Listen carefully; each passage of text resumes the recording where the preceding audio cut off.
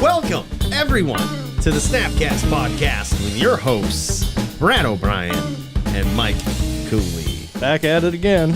Back at it. How are you guys out there on the fine internet here today? If you're just wondering what the hell that you just stumbled upon and who these funny-looking guys are, well, let me tell you a bit about us. This is a Magic the Gathering podcast where we talk about magic and magic-related things. Magic the card game, of course. We're geared towards the casual. Pick a card, any card. Pick a card. Pick a card, any card. We'll talk about the value of it because that's what we do a lot of times. We talk about value of cards because we're geared towards the casual Magic player that thinks of crazy combos that will never really work in reality. Until they do. And then you'll never convince us otherwise that it's a bad deck. But also, to go further, I mean, we have a very big interest in MTG finance. And that's, I think a lot of the things we talk about kind of have that at heart. Well, and even when we're talking about decks in the meta, holy crap, it's pouring rain right now. Wow. It was just it was blistering hot sunshine 5 minutes ago. Welcome to Maine. Your windows open? One's cracked, but car could use a washing on the inside anyway. Okay. Sorry. Irrelevant information for the podcast listeners, but I'm also playing a gig in a little while outside, and the weather report was clear skies. So when I see it pouring rain, I start to get concerned. It's odd. But yeah, even on those, even like we've had and have been accused of having a lot of episodes lately where we're talking about decks in the meta and what's going on in different formats and speculating on decisions WotC might make. Underlying all of that is an idea of how we can speculate either on a card or the format. Being abreast of the things that are going on in the game is a super important aspect of any kind of financial speculation. Like if you want to buy stocks and you want to get involved in tech stocks or energy stocks, you actually have to keep abreast of all of the things that are going on there. It's not just like who's selling for more today than yesterday. Exactly. I love that you brought up that point. That's like one of the best comparisons I think we've ever had on this cast. And that is, that we do talk about a lot of random topics, like, about like, hey, this card is weird and hey, this card is going to change modern. But it's like that. Those are the conversations that should get you thinking. You know what I mean? It would be like, saying that that's not talking about finance is like saying talking about the pandemic is not talking about the stock market. You know what I mean? It's like it kind of is. Like if you're looking at it and you're saying this is something that has a significant effect on, other things that are going on, such as especially when the pandemic started, we had a lot of episodes specifically talking about that. We brought in history experts to sort of say, what was it like the last time the country went through something like this, and really tried to make some predictions about what would happen with Magic. Yeah. Some of which came true and some of which we were not prepared for. Like, I did not see the reserve list cards spiking like mad after they canceled all live Magic competitive events for the year. I did not see that coming. Yeah, it was weird, but in retrospect, we can look back at it, and those are the things we learn from, right? Like, hey, in times where people aren't playing a lot of tabletop Magic at tournaments, they're apparently playing Commander because that's where all of those, that's where the reserve list cards are played the most. Well, and that brought us to that revelation that there are markets that are based on play, and then there are markets that are based on collectability, and certain cards fall into those at different times. And that, like you said, when we started talking about, we almost lost the stream there. That was weird. What happened? I don't know. It just said that we dropped connection or we had no bits. Oh, we had no bits. We ain't got no bits. Yeah, I see we was dropping frames there for a minute. Apologies if it's a little rough on the other end. That does look a little rough, doesn't it? Anyway, people that are listening don't care about that. It's, what was I saying? Yeah. What is going on? Oh, that's all right. What you're seeing, Brad is looking at two different screens here. He's looking at what's being shown up on YouTube, and you can see that like What I do over here, you won't see that go up on YouTube for a little bit because it's lagged. So when it starts to get choppy, you got to know that's like 10 seconds of lag. So that's what happened like 10, 15 seconds ago. Just let us. So Jason Clark is in the chat. He said you had a blip, but we're good now. Mm-hmm. So we apologize for that. Appreciate Haven't restarted the router in a minute. Yeah, but appreciate that though. Yeah, so we came to some really cool revelations from making a speculation and then getting feedback. And it's like testing a hypothesis. We had some hypotheses about what cards would do and what the game would do. And then we had new ones where we were talking about what was happening with the return to paper play. And those are seeming to pan out because basically everything modern playable is going up. Yeah, for sure. It's an interesting time to be a Magic player. So we just wanted to let you know that those are kind of the things that we, that we're, when we talk about them, that's why. We always have the finance at heart. We always like to use those situations to sort of spec on cards to even sometimes predict sectors like the reserve list or modern cards or commander staples or whatnot, depending on what, how everything's moving. Go ahead. I was just going to say, so speaking of being in a position where we can speculate and hypothesize, Magic basically has, WotC has acknowledged the fact that Standard is boring as shit and nobody wants to play against Throne of Eldraine cards anymore. My gosh. And they have straight up said, we're going to create a whole new format on Arena, which is basically the primary place to play Standard MTG. Yep. And so they've created a whole new format that is just Standard 2022, and they're limiting you to best of one games. Wow. So I got to be honest about something about this, okay? I finally installed Magic Arena on my big streaming computer, right? With the intent to hopefully make some Magic content in the future.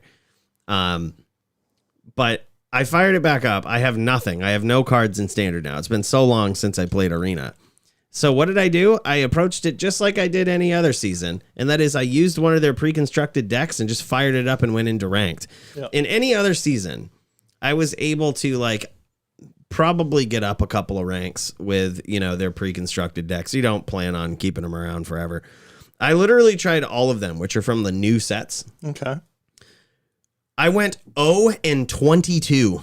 Could not win a game. Couldn't win a fucking one game. Of their pre-cons. I was like, dude, this is stupid. I had super aggressive starts, and then suddenly it's the friggin' 5/5 for 3 guy that comes out with a token, and then it's just like, by the way, all of your aggression is dead because here's a standard Tarmogoyf. I'm like, oh, that's cool. You've got 2 or 3 of them too. That's awesome.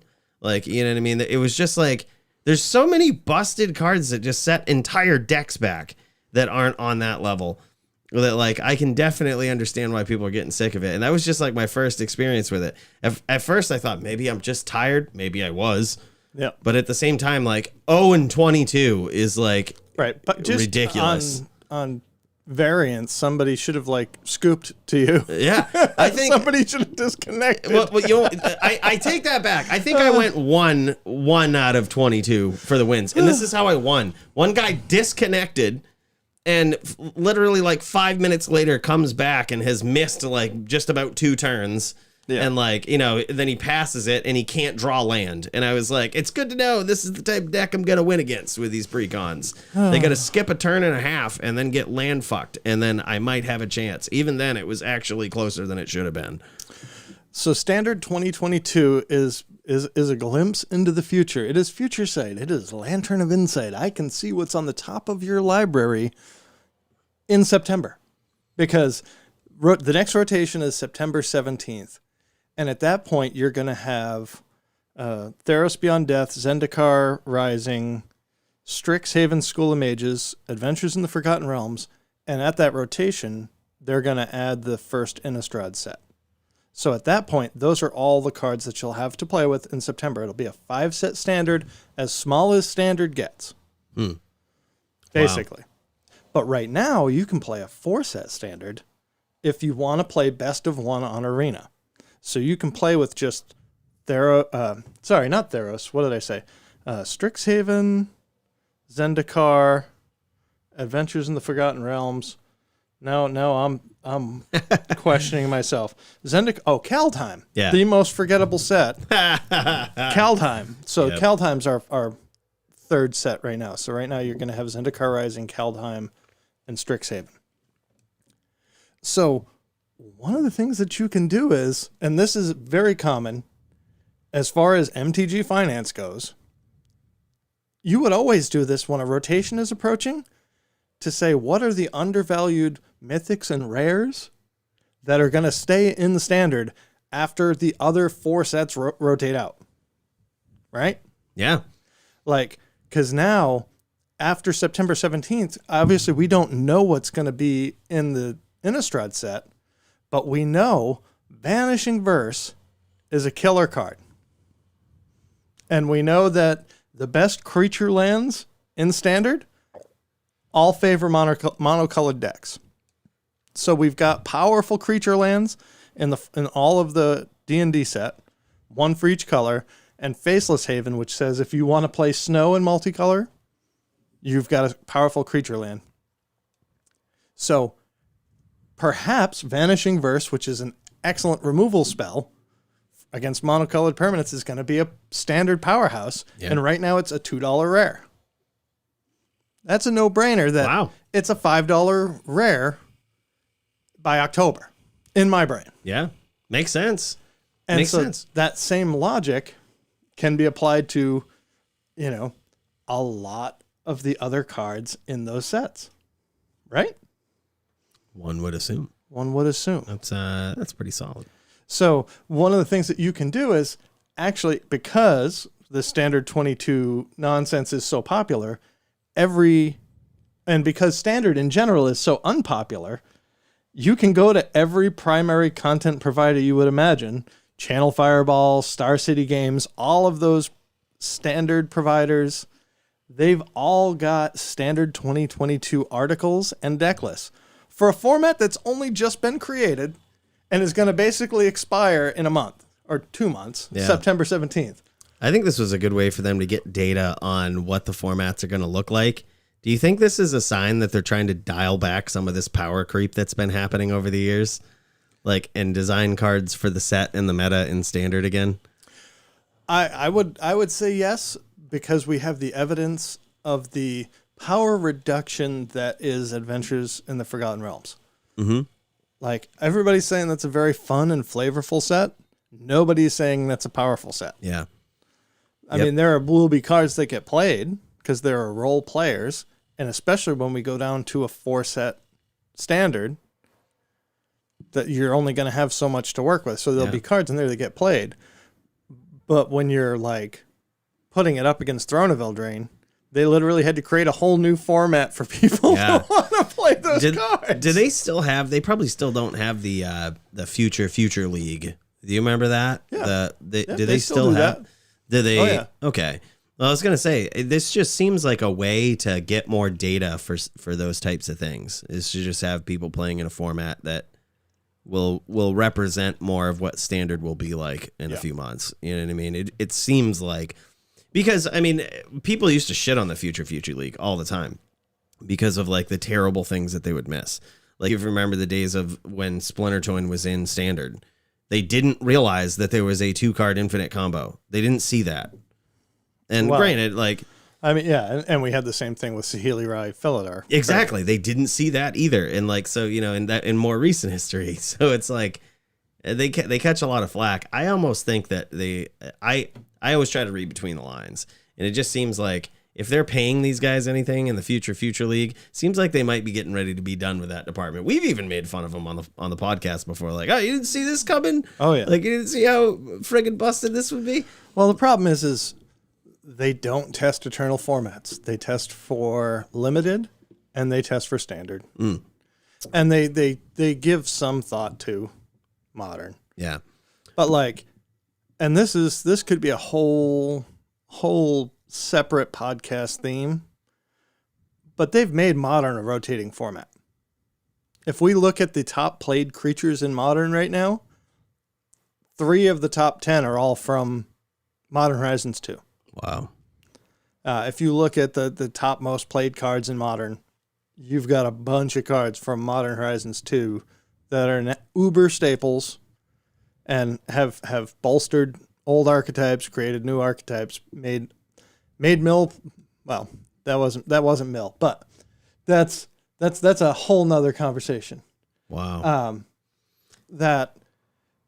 Modern is basically a rotating format now. They're printing powerful enough cards in every standard set, pretty much, that have some impact on Modern. Yeah. It's not gone are the days where a new set comes out and you look for that card that might be Modern playable. Right. Well, I don't know. That's what I'm saying. I don't think gone are those days. I think to return are those days. So speaking of, events that are happening that may affect card prices, it almost makes me want to rescind some of the things I said a couple weeks ago. Now that we kind of realize the direction that this might be headed. Remember how we were saying like Modern Horizons 2 prices can't stay this high forever. Yep. If they keep doing this, they might dip a little bit, but this could be, for the near future anyway, one of the most powerful sets they print for it. Yeah. And now it's like, what do we got to wait another year or so before they print another set like this to introduce such power into Modern? These cards are going to skyrocket if that's the case. If they keep making sets like this with a power creep in mind and like trying to, and this is again assuming a lot. It's assuming my assumption that like by introducing this standard set, this future standard set, that's what they're doing. They're trying to gauge what standard will look like so they don't have to keep printing more busted cards to compete with what's out there. You know what I mean? Instead, they can say... Interesting. So you're giving them a lot of credit in thinking that the format of Standard 2022 is a forward thinking. We can get data on what will be. Yes. Not sort of backward thinking or thinking, because what I think it is that they said nobody's playing standard. Like the numbers of people playing standard, everybody's playing historic. Mm-hmm. Nobody gives a shit about standard anymore. Yep. We need to do something to get people playing standard cards. So maybe it's a bit of both. Maybe they've realized that the numbers are down for people playing in standard. Let's give them this new format that's only these cards, right? And then say, how can we make this work for us? What can we get out of this? I think there's a lot behind that, because regardless, it's one of those conclusions that may be true regardless of how true your premise is to get there. Like, so for example, the conclusion being they are going to dial back the power creep of Magic. Yeah. And, my original premise being maybe this is a way for them to test the waters. Well, if what you're saying is true, like less people are playing standard, so that could also just be a premise for that might be unrelated. Maybe the first one's wrong, but it could also lead to the same end, because they have really had that power creep going for a few years now. It's been, and if it's reached its pinnacle to the point where like it absolutely murders standard, then it has done everything you don't want it to do. We talked about before, one of the reasons to keep printing powerful cards is to not only keep standard interesting, but allow those cards to be played in other formats. Oh yeah. And now there's a focus on playing on other formats with them. Like, rotate, make those other formats rotate. Like EDH is just about a rotating format now.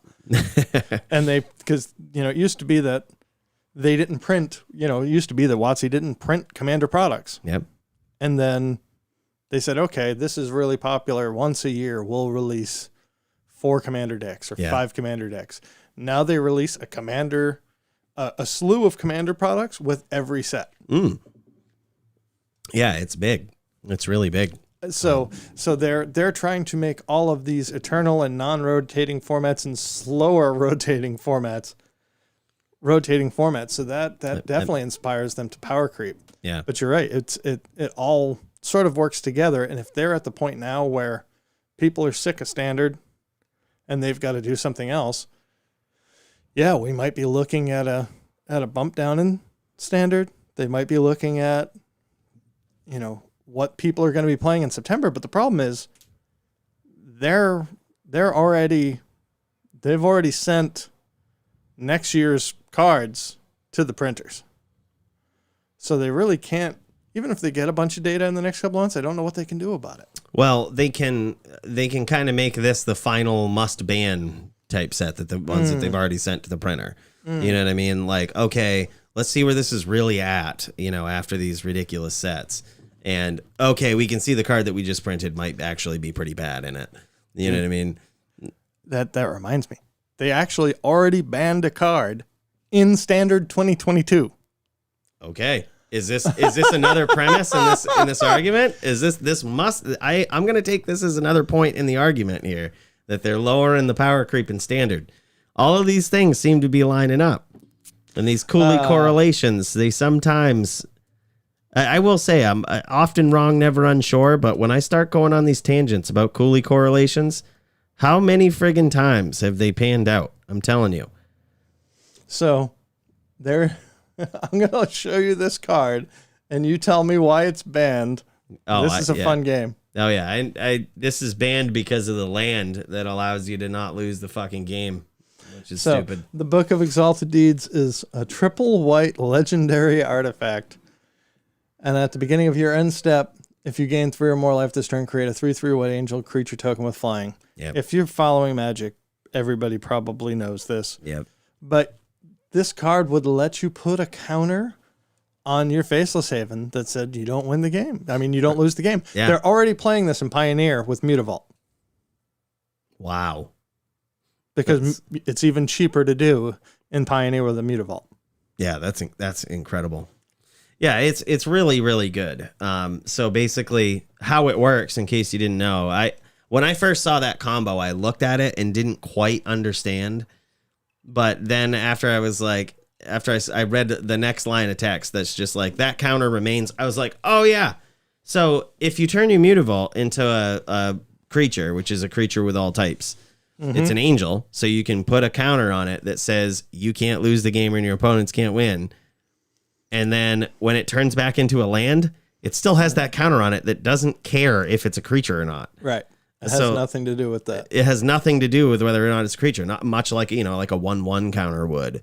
Like, instead, it's just a counter on that permanent that says you can't lose the game and your opponents can't win. So, like, now you just have a land. It's a platinum land. And so they banned it in best of one because the Standard 2022 format is best of one only.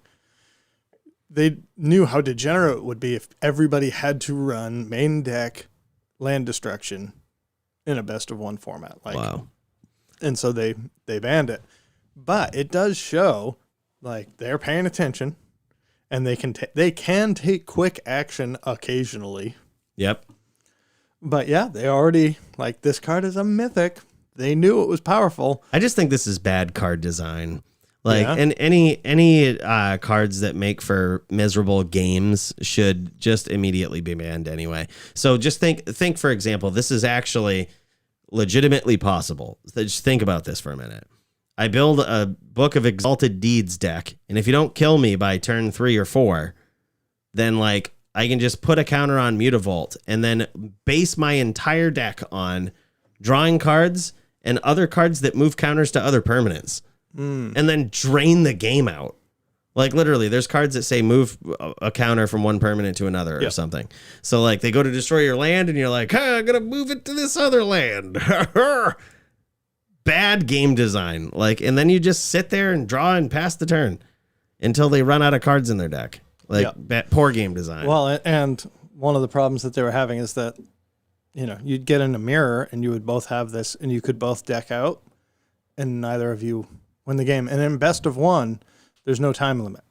It's not like a best of 3 game where they have a clock. Right. So it becomes a stalemate of how long are you going to stay logged on? Right. How important is this win to you? Right. How much of your life do you want to give up? Can you not get roped out too? Is that no? Oh, You can't lose the game. There's no timer in best of Oh one. my God. So you just get roped and then it passes the turn, but you don't care.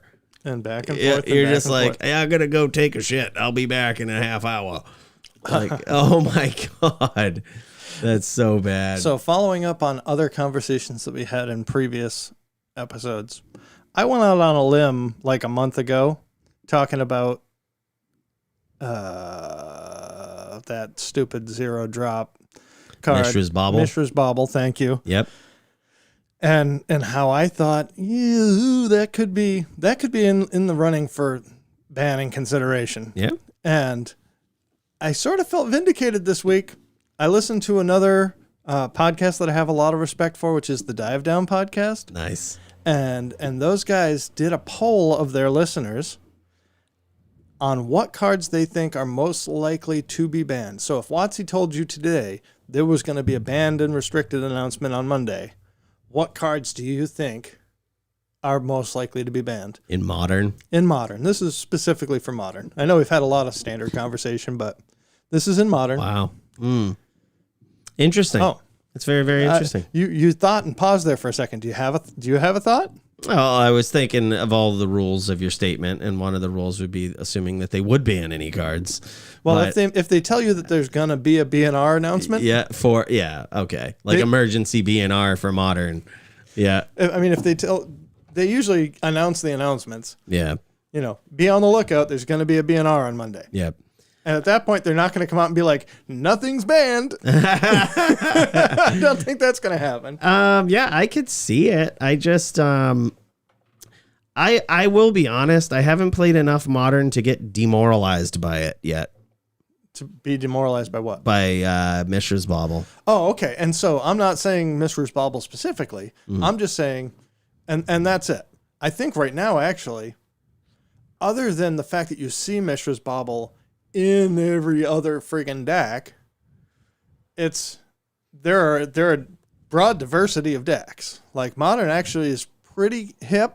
You can lose with anything you want, Right. and that's how I feel about Modern right now. But they went on.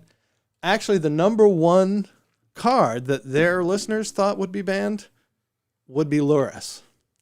And what goes better with a Lurrus than a Mishra's Bauble? The second card that they thought might be banned was Mishra's Bauble. Lurrus, really?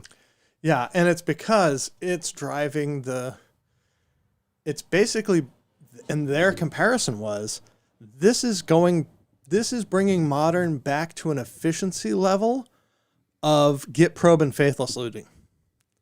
Like Modern at the Get Probe Faithless Looting era was all 1-drops and getting stuff for free and trying to do busted stuff that way, even when Hogak was popular.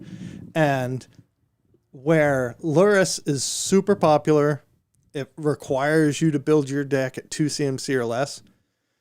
When we talk about Tasha's Hideous Laughter, I was just going to bring that up. we talked about that in the last cast that we did together. Like, when that card hits these Lurrus decks, Annihilation. ensues.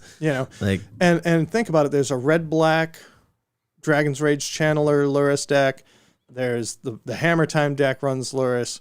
There's the Is It Blitz and Prowess decks that run Lurrus. Unless you're running Murktide Regent, basically you're running Lurrus in all of those decks. yep. So speaking of that card, by the way, first of all, I think we've got a lot to talk about, but if you want me to spec on a card that I think will go up in price because of this hideous laughter card, the hideous card of Tasha. Yeah. So official prediction that if you don't have these already, probably a pretty good idea to get them. And I got to check the price because I haven't checked them recently, but Kozilek, Butcher of Truth. I know that seems weird that card would go up because of this. Yeah. Right? It seems weird. You're like, why the hell would that card go up? All right. I'm listening. All right. So I've played Mildex as a pet dex for a very long time, as you guys know. And there are a few cards that I absolutely hated seeing. Mm-hmm. And, one of them, a lot of them were like the Eldrazi. Yeah. Right. Some of the Eldrazi are absolutely ridiculous in price right now. But But Kozilek, Butcher of Truth, I loved that one the most. It was the most efficient, right? For its mana cost. It was like a 12-12 for, what was it, 12-12 for 10 or 12 maybe? I don't know, met the vanilla cost. Drew you 4 cards. And if they milled it, oh no, it was for 10, right? Yeah, 12-12 for 10. For 10 mana, which seems like ridiculous. But, you know, draws you 4 cards. It wins you the game if you cast it. And much like all of the other Eldrazi, it can't be milled. If they mill it, it gets shuffled back into your library. However, it's new, instead of Gaia's Blessing, which you can have in your sideboard, which some decks had put that in their sideboard because of the resurgence of mill decks recently. Then Tasha's Hideous Laughter got printed. Now, Gaia's Blessing isn't really that good if they mill it over with Tasha's Hideous Laughter. Like, okay, that's a 2-drop and it's exiled. Like, now you're not going to do anything. So in light of that and thinking that you're just putting that card in there, it absolutely sucks to draw Gaia's Blessing. Yeah. Instead, wouldn't you rather draw a card that if it's late game will win you the game? And if it gets milled over, it does the same thing. And if it gets hit by Tasha's Hideous Laughter, it counts, it significantly nerfs it. And that's interesting. And I was really concerned about where this conversation was going to go. Yep. It's weird. Because Tasha's Hideous Laughter exiles the cards. Yeah. So you don't get the graveyard recursion trigger. Right. That you do from, say, an archive trap hitting Kozilek. Exactly. But this also means they're getting 4 cards. Right. I mean, a similar argument could be made for Emrakul. Yeah. However, Emrakul is what I would consider uncastable. You know what I mean? Like, if you get him, if you draw Emrakul, it feels just as bad as Gaia's Blessing. But if you jam a Kozilek Butcher of Truth in your deck and they Tasha's that, sure, it's a little bit less of a mana cost, but it doesn't feel as bad as a Gaia's Blessing getting exiled. And additionally, it's castable, technically castable, and also wins you the game. So, like, if Tasha's Hideous Laughter starts making these decks, maybe it makes more decks than mill. And I know that sounds crazy, but we got a video we're going to talk about in a second. But if it makes more decks than mill, than just mill, if it comes in as a sideboard card or something, or maybe it makes the main deck of like some tempo decks and shit, because it's, just so many ways that you can win alternatively with this card. Kozilek Butcher of Truth will be the answer to it. It's... Well, so, and I like where you're going with that. And the other thing that I will say is, on the one hand, that we're talking about Modern going hyper efficient, one of the other things that I feel like WotC is doing is they're trying to push the CMC of Modern up. Yes. And they're doing it with cards like Murktide Regent and cards that have cost reduction benefits and things like that. Because I don't know if you're too familiar with the card Murktide Regent, but that card is not killable by basically anything except for path. Oh yeah, it's the new stalker. It's the new dark stalk, not dark stalker, but tomb stalker. Yeah. So it's a delve card, 5 blue, and it has the same thing going for it that the other delve cards have. Yeah. Like Gurmag Angler, that you can't fatal push it. You can't abrupt decay it. You have to have Assassin's Trophy or Path. Yeah. This card is good. And this card is great. But this card is the only thing that's making those Izzet decks survive Tasha's Hideous Laughter. Yeah, I mean this is a 8/8 for 8/8 flying for 2 mana. Yeah. This is probably one of the most broken creatures ever printed. And it's an appropriate price on it, I would say right now, $20. For a mythic from... But I see what you're saying. Like, that's the type of thing right there that when right now with Lurrus decks in the format, with all of these, with the Hammer Time decks, with the Affinity decks, like those style decks, when they get hit, even burn decks, when they get hit with a Tasha's Hideous Laughter, it's devastating. And we've talked about this on the cast before, about like the mana efficiency of mill cards and how I did a calculation before. You need to get more than 4 cards per 1 mana spent. And like Brad actually found some data on the current modern metagame. Yes. How many cards Tasha's Hideous Laughter gets against certain decks. And sometimes, like, for the sheer fact that there are a handful of decks in Modern right now, that this is a 1 card I win the game against, you have to run it in Mill. So if you go to MTG Goldfish, they will tell you right now the top deck in Modern is Hammer Time. Tasha's Hideous Laughter averages between 30 and 35 cards milled out of Hammer Time. That's so ridiculous. I'm looking at the chart. It's on average, it's over about 36 cards, actually. Yeah. If you look at the line, it's a little bit over 35. So on average, this hits over half your deck if you're playing Hammer Time. Well, and on turn 3, they've got 10 cards out of their deck. Yeah. You could potentially mill them out. Oh, exactly. And, you know, when we think about efficiency, right, we were talking about, we actually talked about why Archive Trap was so busted, because it was 13 cards for an unquantifiable mana cost. So, like, it was unquantifiably valuable, right? This is approximately 12 to 13 cards against some decks for 1 mana. And that is so busted that it needs to make every mill deck. So from, you know, to build on the statement last week, this now needs to be in every mill deck.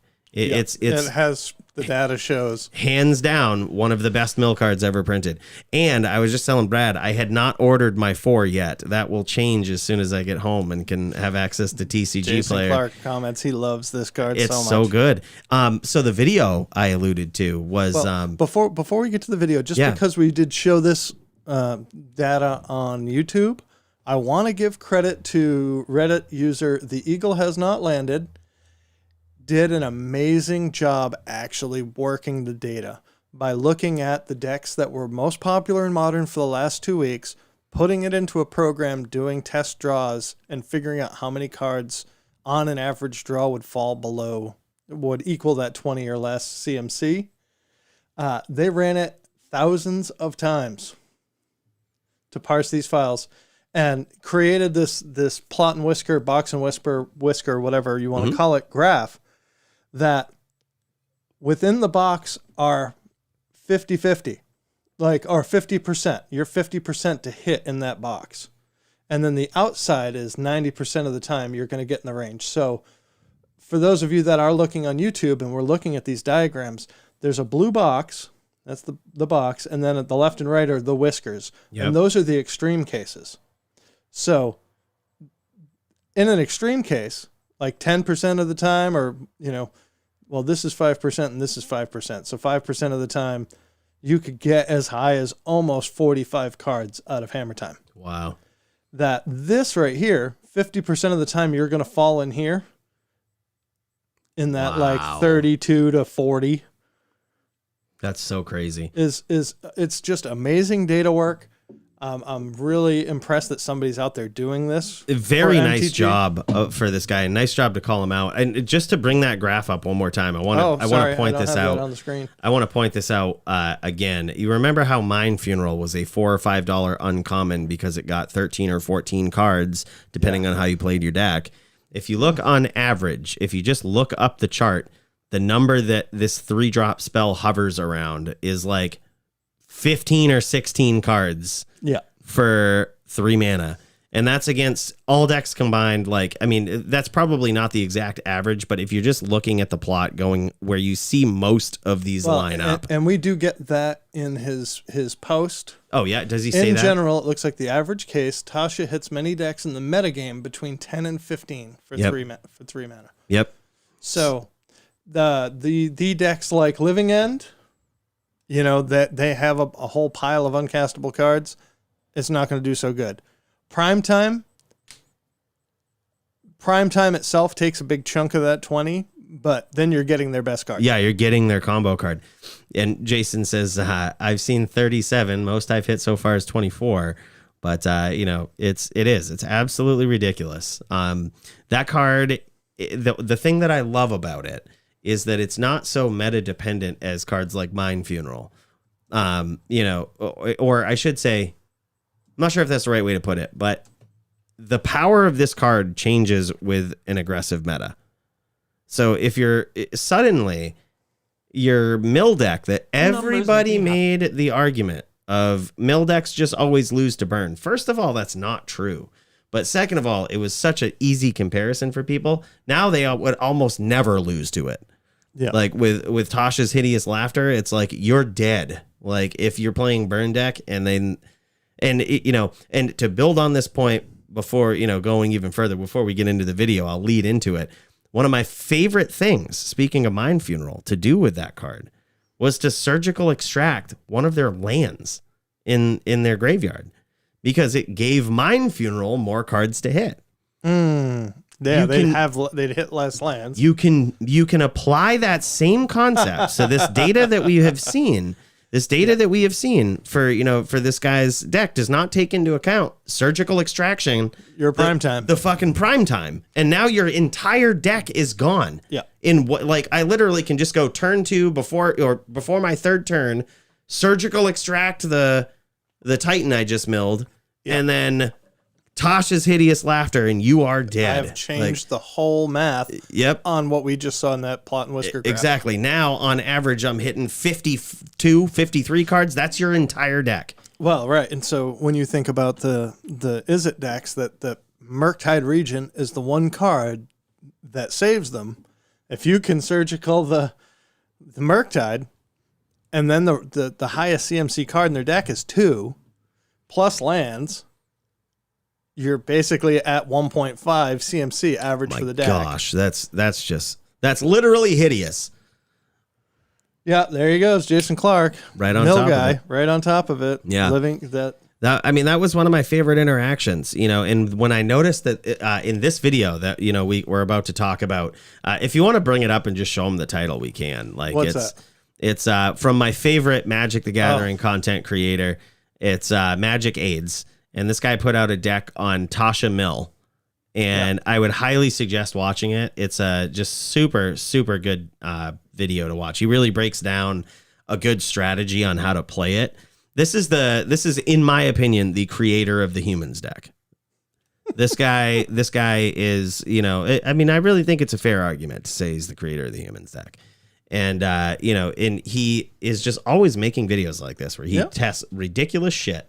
And I think this is another big thing where he got in front of a lot of other people with it. You know what I mean? He is very aware of combos in Magic and very aware historically of what has taken place in certain decks. And Mill is apparently one of them. Yeah. There is an interesting, I'm just skipping along through his video and I already see sort of a nombo, which is, I wonder, and again, I'm not a Mill player, but if Tasha's Hideous Laughter becomes a primary mill card, do you want to play Crypt Incursion? Yes, because this is for so long been considered a non-bow in mill, just because of the card Ancestral Recall or Ancestral Vision.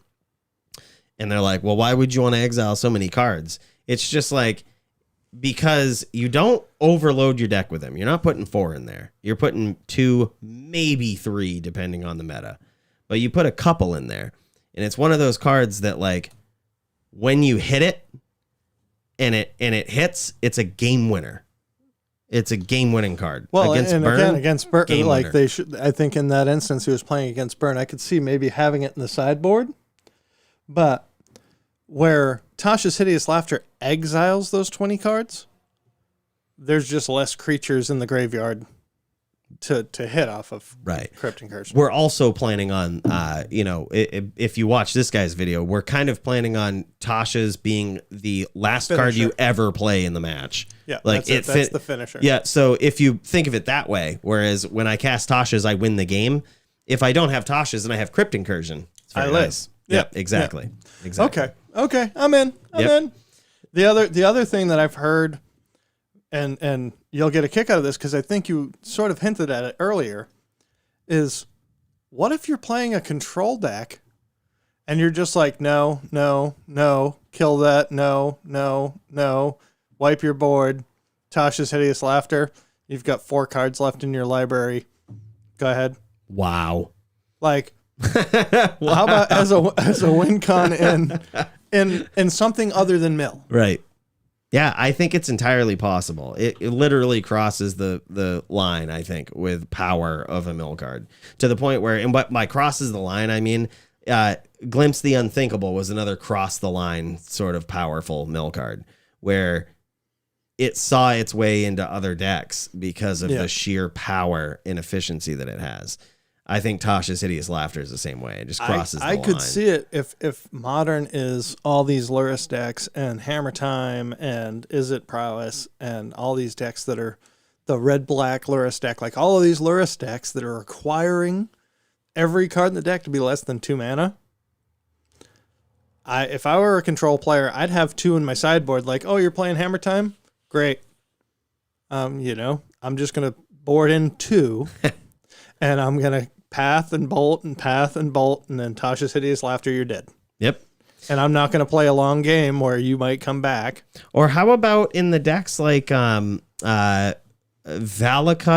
and, the Amulet Titan? Mm. Any blue deck just puts that in its sideboard against those decks. Like, it's just becomes a side land decks. Yeah, like, oh, okay, I'm running blue-red tempo. Like, okay, I'm just gonna try to counter your stuff, and then Tasha's Hideous Laughter. You literally can't win on your average roll after that. It's right, if I exile Valakut, woo! Yeah. Like literally, Valakut needs a critical mass of lands in the deck to win. Well, and you have to have the Valakut, and most of them are not running 4 Valakuts. Yeah. And but even point is, even if you don't get Valakut and you get 20 land. Well, right, you can't scape shift away 7 lands. Exactly. You're not going to. Yeah. You're absolutely fucked. Like, even if the card runs out and you don't deck yourself, like your deck is so neutered because of that card that like it's unwinnable. So instead of having all of these, the Blood Moons or whatever, or or what have you, they just have these. If you're running that kind of deck, you're not going to like this. Like, you know what I mean? I know that you're not going to like this. Yeah, you're going to hate this. So, did you have any cards that you were interested in picking up this week? I would just want to check the price of Kozilek Butcher of Truth. I want to $63, depending on the version. Is that what it is? God, that's high. I would say though, thinking of it like this, that they're dialing the power level down. Yeah. And that we have these worldly things in place, and also knowing the sheer power of Tasha's Hideous Laughter, I would still pick them up at 60 because it's a commander staple. It's a usable card in a lot of formats, but if it blows up in Modern and is the sideboard card that I anticipate it will be, should Hideous Laughter become insane, you can expect that $60 to be $100 real quick. Yeah. Like, it's because right now I say it's good in a lot of formats. It's good in Commander. It's big in Commander. So if you bring it to an Eternal format that plays tabletop Magic and Magic Online and all of this, forget it. Like it is going to blow the price of it up. Yeah. Good thinking. I like it. My cards are based on, so I think I said earlier, I'm looking at Vanishing Verse as being a card that is already seeing play in Modern and Pioneer and is going to blow up in Standard come rotation. Obviously you're only playing it in black-white decks. What are you going to do? Yeah. But unless it's Kozilek or something colorless, you can't put it in every deck. So, I'm saying get your Vanishing Verses while they're cheap. They won't stay that way. That is a pretty high-end, powerful, very powerful removal spell.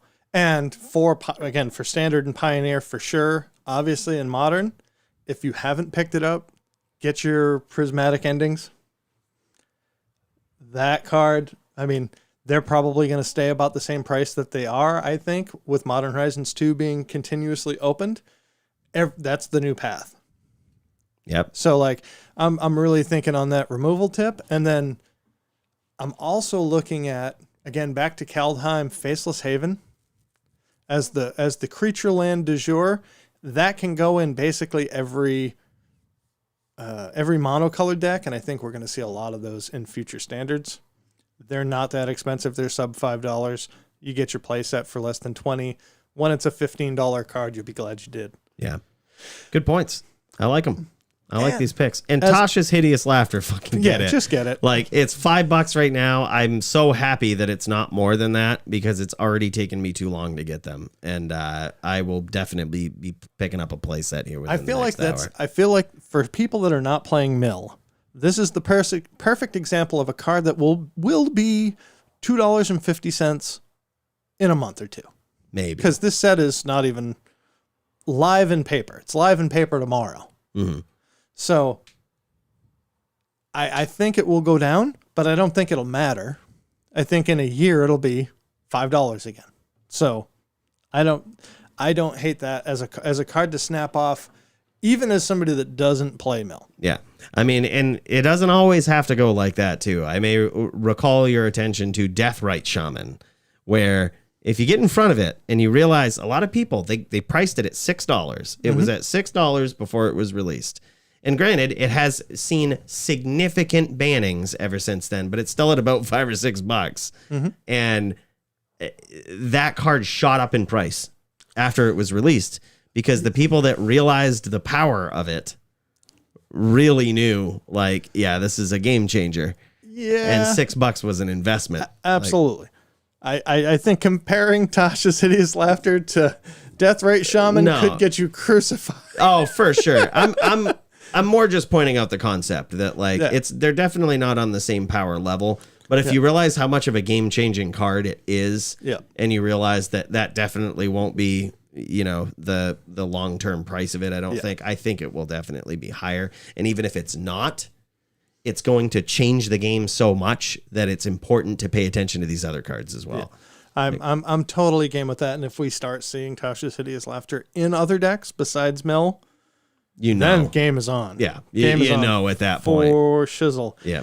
I'm actually, totally aside, not financially relevant, I watched a dude play a Naya Lands deck the other day that was based on Tatiana, Protector of Argoth, the 5-drop. Yep. Yeah, I know. Yeah.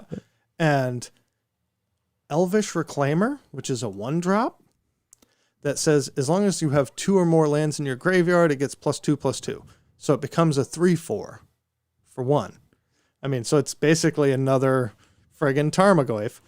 But it's also crop rotation on a stick. And I say that it's like crop rotation at home. It's like, wow. I want McDonald's. We have McDonald's at home. It's crop rotation at home. So Elvish Reclaimer, you pay 2 and tap it, sack a land, and put a land into play tapped. And so this deck was playing basically a Naya mana base, Prismatic Endings is removal, Urza's Sagas, and a few key artifacts that were like, clutch artifacts. You could board in a Pithing Needle if you wanted. And so I've seen a couple of these builds. And something that in the back of my mind has always been intriguing is, when are we going to get to the point in Modern where there's a lands deck? Oh, yeah. And this deck was about as close as I had seen. So it really sort of piqued my interest. That's awesome. In that you could tutor up. And they played 2 nights, the night that sacks a land to get a land. Yep. Night of the Reliquary. Night of the Reliquary. It played 4 of the Elvish Reclaimers that you could play that on 1. Wow. On turn 2 if you needed. It was running 4 Explore. But it was also running like Blast Zone, Urza's Saga, a bunch of quasi-utility lands. And I was just like, this looks like a hell of a lot of fun. It had way more play to it than you would expect. And it had Valakut. And Dryad of the Ilsian Grove. And so it was sort of like, okay, is this better than Titan? I don't know, but it looks a lot more fun. Yeah. You know what? You know what that deck sounds like it dies to? Tasha's hideous laughter. All right. Thank you very much for hanging out and listening to the SnapCast podcast with your hosts, Mike Cooley and Brad O'Brien. We love having you here every week. If you haven't already, hit the like, share, subscribe, all the things that you would normally do on any of this sort of social, cool, interactive internet podcasty YouTube bullshit. You know the drill. If you're having fun with us and you want to come back next week, hit that button. Absolutely. Guys, thanks so much for joining us. We'll catch you soon. Peace. Peace.